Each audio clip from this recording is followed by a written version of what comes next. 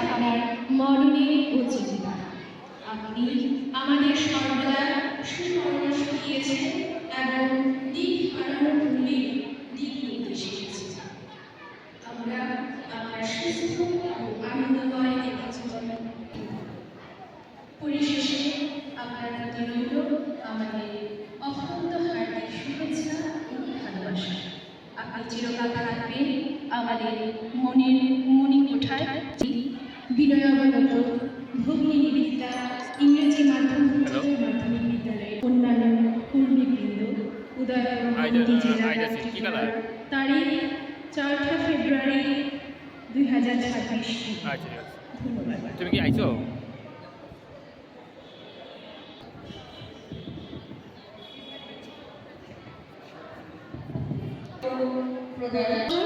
এই ঐতিহ্যবাহী শিক্ষাঙ্গন ছাত্রছাত্রীরা পেয়েছিল আপনার স্নেহভরা ভালোবাসা, আর সহকর্মীরা পেয়েছিল আপনার মধুর সাহচর্য এবং একসাথে কাজ করার এক অপরিমেয় প্রেরণা ও উদ্দীপনা।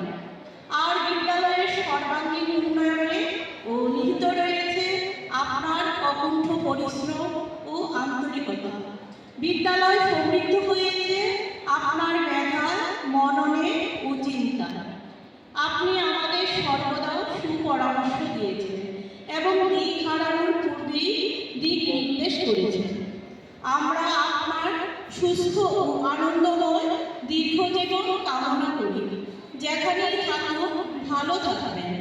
আপনার প্রতিভা সৌরভে আমোদিত হোক আমাদের পাড়াপাড়ি। আমাদের শিক্ষক মহাশয় এবং আরো বিভিন্ন শিক্ষক মহাশয় এবং বিদায়ী তিনজন শিক্ষিকা, তিনজন শিক্ষিকাই আমাদের বিদ্যালয়ের কি যে অফুরন্ত একটা বটবৃক্ষের ছায়ার মতো আমাদের মাথায় হাত দিয়ে এতদিন রেখেছিলেন। আজকে ওনারা এখান থেকে বিদায় নিচ্ছে ঠিকই, কিন্তু আমাদের অন্তর থেকে নয়। তাছাড়া এই যে নিজামে উনি শুধু তোমাদের শিক্ষিকা নয়, আমার শিক্ষিকা। আমি আমাকে পড়িয়েছেন 1997, 1998 থেকে 1999 আমার ফাইনাল হয়ে গেছে।